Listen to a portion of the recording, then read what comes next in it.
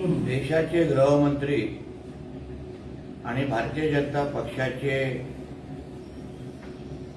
ज्येष्ठ नेते सन्मान्य अमित शहा साहेब हे महाराष्ट्राच्या दौऱ्यावर आहेत। आता ह्यावर टीका करत असताना बोलत असताना संजय राजाराम राऊतला फार मिरच्या लागत आहे की जे त्याच्या घर कोंबड्या पक्षप्रमुखला जमत नाही, भारतीय जनता पक्षाच्या आमचा कुठलाही कार्यकर्ता कितीही मोठ्या पदावर गेला तरी पक्ष आणि संघटना याला नेहमी प्राधान्य देतो। आणि त्याचं उत्तम उदाहरण आमचे नरेंद्र मोदी साहेब आहेत, आमचे अमित शाह साहेब आहेत, आमचे देवेंद्र फडणवीस जी आहेत। आज प्रधानमंत्री असले तरी, गृहमंत्री असले तरी, उपमुख्यमंत्री असले तरी पक्षाचा आणि संघटनेचा विषय आला तर हे सगळी पदं बाजूला ठेवून माझा पक्ष हा बळकट झाला पाहिजे, ह्याला जास्तीत जास्त वेळ आणि परिश्रम घेण्याची यांची तयारी असते। पण साहजिकच हा विषय संजय राजाराम राऊतला कळणार नाही आणि पटणार नाही की गृहमंत्री नाशिकला येत आहेत, उत्तर महाराष्ट्राचा आढावा घेत आहेत।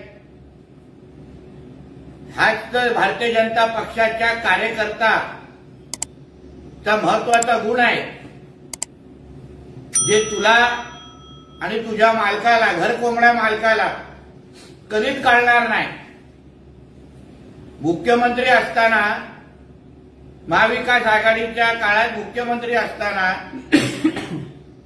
जो उद्धव ठाकरेंनी आपल्या स्वतःच्या आमदारांना वेळ दिला नाही, जिल्हा प्रमुखांना वेळ द्यायचे नाही, 3-3, 4-4 आठवडे जिल्हा प्रमुखांना वेळ मागितला पण वेळ द्यायचा नाही, असे असंख्य जिल्हा प्रमुख आणि पक्ष शिवसेनेचे शिवसैनिक आहेत ज्यांनी 2.5 वर्षाच्या उद्धव ठाकरेच्या काळामध्ये मुख्यमंत्री असताना उद्धव ठाकरेंनी त्यांना एक भेट पण साधी दिलेली नाही। म्हणून अमित भाईंच्या पक्षनिष्ठेबद्दल, अमित भाईंच्या पक्षाच्या बाबतीच्या प्रामाणिकतेबद्दल तुला कधीच कळणार नाही, कारण का तू आणि तुझा घर कोंबडा मालक पक्षप्रमुख ह्याला पक्षाच्या सामान्य शिवसैनिकाला वेळ देता येत नाही। म्हणून तू तुझ्या तोंडाने फक्त अमित शहाजींवर टीकाच करू शकतात, बाकी काही करू शकत नाही। बोला। महत्वाचे प्रश्न सोडून भाजपच्या तयारीचा आढावा घ्यायला अमित शहा येत आहेत असं संजय राऊत म्हणतात। हो, मुद्दा तोच आहे ना। देशाचे गृहमंत्री असले तरी आज आपल्या देशाला सुरक्षित ठेवण्यामध्ये ज्या गृहमंत्र्यांचा फार मोठा हात आहे, देशाच्या इतिहासामध्ये सर्वात ताकदीचा आणि बलवान गृहमंत्री म्हणून अमित शहाजींची ओळख आहे। त्यांच्या कारकिर्दीमध्ये ऐतिहासिक निर्णय घेतले गेले आणि ते निर्णय घेतल्यानंतर भारतामध्ये एक टाचणीही हल्ली नाही। अशा अमित शहाजी जेव्हा पक्षाच्या कामाला पण प्राधान्य देतात, आज पण बूथनिहाय आढावा घेतात, आज पण माझ्या माहितीनुसार गुजरातमधल्या एका बूथची जबाबदारी स्वतः अमित भाईंनी घेतलेली आहे। या पक्षनिष्ठेला, ही पक्षनिष्ठा संजय राजाराम राऊत आणि त्याच्या घर कोंबड्या मालकाला कधीही कळणार नाही। अमित शहा मणिपूरमध्ये जायला वेळ नाहीये, उत्तर प्रदेशमध्ये जायला वेळ नाहीये, लडाखमध्ये जायला वेळ नाही, मात्र ते महाराष्ट्रात येतात। महाराष्ट्रात भाजपची खटिया खडी होत आहे, निवडणूक अधिकाऱ्यांवर दबाव आणण्यासाठी महाराष्ट्र दौरा केल्याचं संजय राऊत म्हणतात। तू पहिलं मणिपूर, काश्मीर, लडाखच्या अगोदर तू पहिलं पत्राचारच्या चौकात जाऊन पहिलं उभं राहून दाखव आणि मग दुसऱ्यांना सल्ले देत बस। तुझी एवढी हिंमत आहे ना तर तू पत्रचारमध्ये जा आणि उद्या सकाळची पत्रकार परिषद तिथे घेऊन दाखव, बघ मागून चपला येत नाहीत का तुझ्यावर.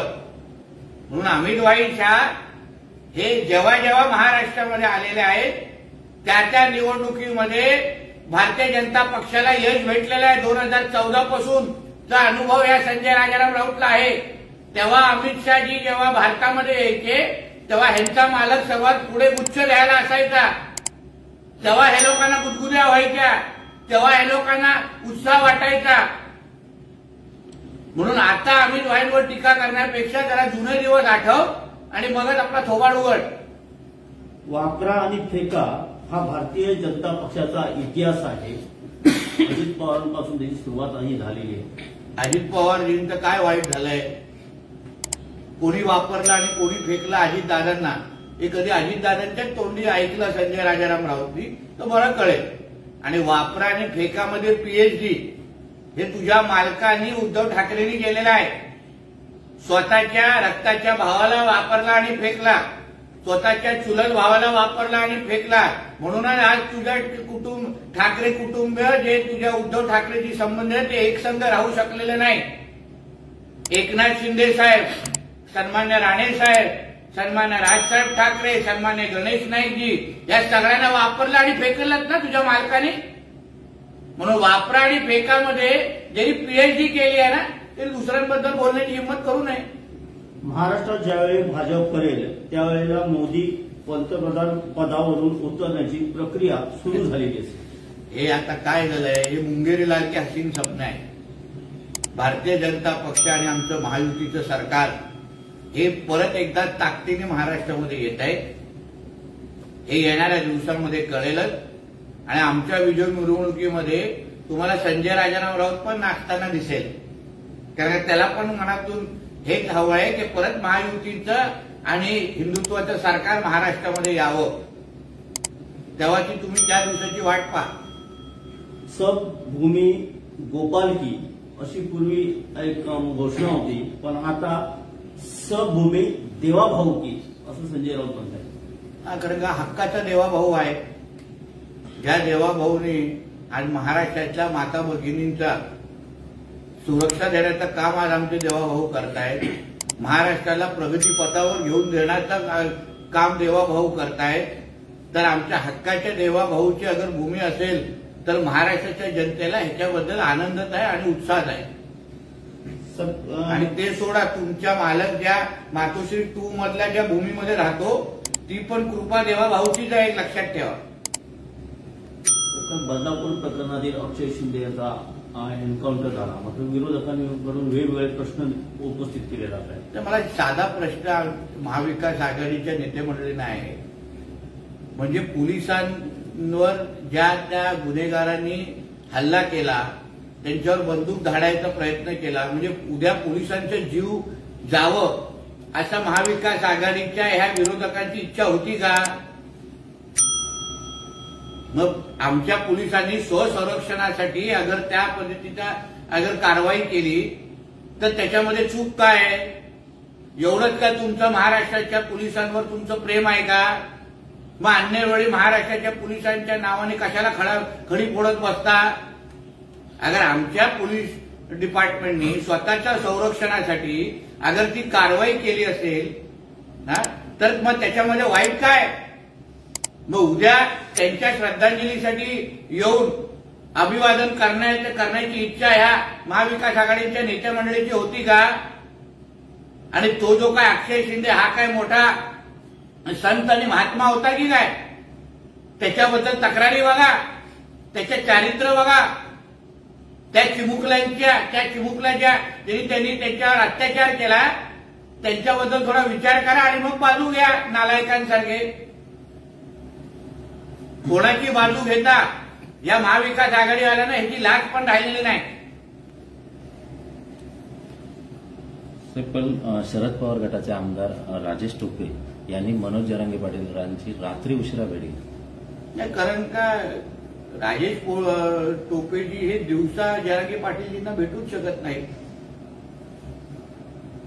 कारण का रिमोट कंट्रोलच त्यांच्या हातात आहे. म्हणून मला काय आश्चर्य वाटत नाही की राजेश टोपेजी रात्रीच्या वेळेत भेटले आणि हे काय पहिल्यांदा भेटण्याचा विषय नाही. आतापर्यंत जरांगे पाटलांच्या आंदोलनामध्ये जरांगे पाटलांचं आंदोलन हे त्यांच्या मतदारसंघामध्ये आहे, तो त्यांचा जुना कार्यकर्ता आहे. म्हणून अगर आपल्या गॉडफादरला अगर रात्री भेटत कोण असेल तर त्याच्यामध्ये काय वाईट नाही. असुद्दीन ओवेसी सभा घेण्याच्या तयारीत आहेत मुंबईमध्ये, पोलिसांनी नाकारलेली आहे त्यांना परवानगी, तर त्यांनी सभा झाली तर ते त्यांच्या निशाणावर तुम्ही असाल असं म्हणतात. येऊन द्या मैदानामध्ये. काल ठाण्यापर्यंत आल्या आणि चोपून पाठवलंय परत त्यांना. तर म्हणून अगर इम्तियाज जलील सारखा त्याच्या चेल्याला अगर एवढं ढुंगण लाल केलेलं आहे तर आता ओवेसीची काय हालत होईल.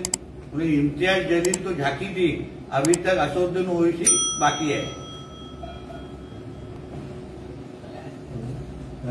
बदलापूर घटनेतील आरोपीच्या एन्काउंटरनंतर मुंबईत बॅनरबाजी बदलापूर महिलांवर अत्याचार करणाऱ्या असाच न्याय मिळणार अशा आशयाचे बॅनर झळकले आहेत. त्या बॅनरवर देवेंद्र फडणवीस यांचे फोटो देखील आहेत. तो कारण का आमच्या राज्यामध्ये माता भगिनींना न्याय मिळतो. हे महाविकास आघाडीचं सरकार नाहीये जिथे सगळे शक्ती कपूरच्या रोलमध्ये होते, जिथे माता भगिनींना मंत्रालयामध्ये पाय ठेवण्याचा 2 वेळा विचार करायला लागायचा, तिथे मंत्र्यांच्या घरी 2 वेळा जायला 2 मिनिट विचार करायला लागायचा.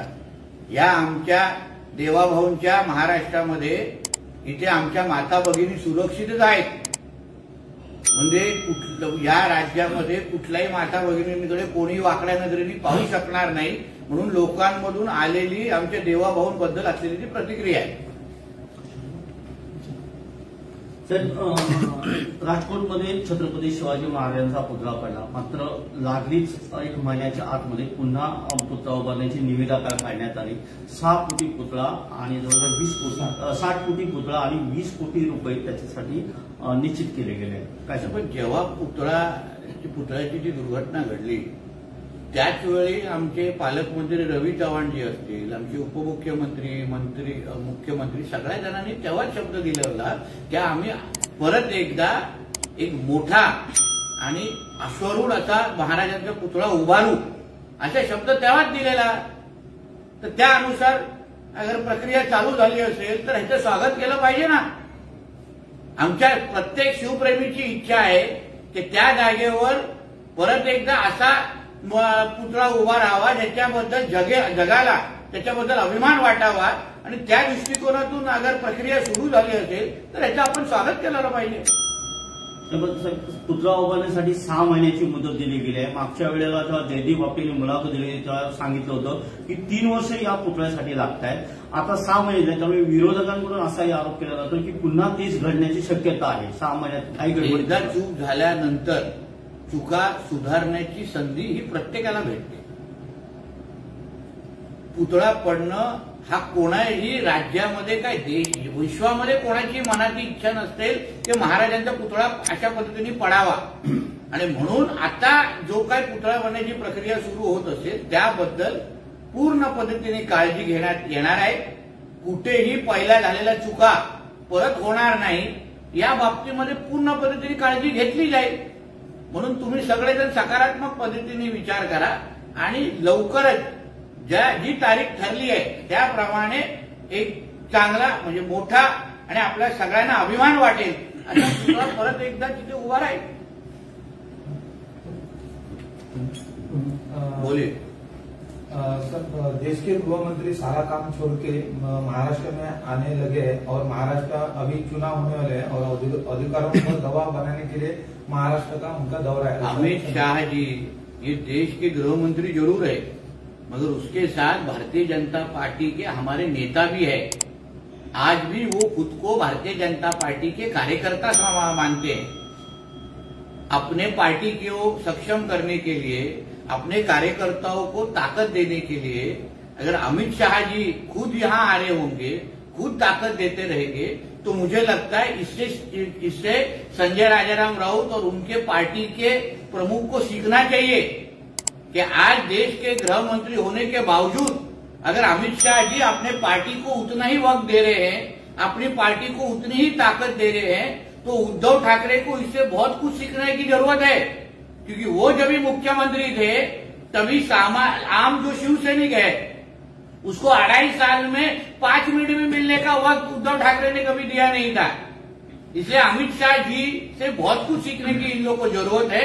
जितना जल्दी सीखेंगे उतना ज्यादा भला उद्धव ठाकरे का और उनके संजय राउत का हो जाएगा। इस्तेमाल करो और फेंक दो, यही भारतीय जनता पार्टी का इतिहास है, ऐसा संजय राउत। इस्तेमाल करो और फेंको, इसमें पीएचडी ये उद्धव ठाकरे ने अभी तक की है। अगर उद्धव ठाकरे का अगर आपने इतिहास निकाला, अपने पिताजी हो, अपने सगे भाई हो, अपने परिवार के लोग हो, फिर उसके साथ राणे साहब हो, राज साहब ठाकरे हो, अपने एकनाथ शिंदे जो इनको उन्होंने इस्तेमाल किया और फेंका ही ना। इसलिए इस्तेमाल करो और फेंकने के बारे में उद्धव ठाकरे का कोई भी हाथ पकड़ नहीं सकता कि उन्होंने तो पीएचडी की है, इसलिए दूसरों के ऊपर आलोचना वो करे नहीं। बीजेपी को कभी पता नहीं चलेगा कि वे कब शिंदे का गला उनकी दाढ़ी के बालों से काट देंगे। अभी ये संजय राजाराम राउत ने नाहिल का काम चालू किया, ये मुझे मालूम नहीं था। अभी तक तो मुझे लगता था वो सामना का संपादक है, तो इसलिए अगर सामना के माध्यम से अगर उनको सैलरी अगर कम मिलती रहेगी, इसलिए अगर उन्होंने किधर सलून चालू किया रहेगा तो उसका नाम डिक्लेयर करे। मैं लोगों को वहां भेजता हूं उनको धंधा बढ़ाने के लिए। जब तक बीजेपी महाराष्ट्र में हारेगी तब तक मोदी के प्रधानमंत्री पद से हटने की प्रक्रिया शुरू हो चुकी है। ऐसा है, संजय राजाराम राउत को मुंगेरी लाल करने पड़ रहे ना। बीजेपी और हमारी महायुति की सरकार बहुत ताकत से, बहुत पहले से ही ज्यादा आंकड़ों से फिर एक बार महाराष्ट्र में चुन के आने वाली है। महाराष्ट्र की जनता ही हमको वापस लेके आने वाली है और उसके साथ ना हमारी महाराष्ट्र की सरकार गिरेगी, उल्टा अक्टूबर में नवंबर में जब हमारे चुनाव खत्म होंगे उसके बाद नरेंद्र मोदी जी की सरकार और भक्कम होते हुए आपको दिखेगी। शायद महाविकास आघाड़ी के उनके कोई दोस्त जो आज उनके अलाइड पार्टनर है वो आपको हमारे एनडीए में भी शायद दिख सकते हैं। इस पे ध्यान संजय राजाराम राउत ने रखना चाहिए।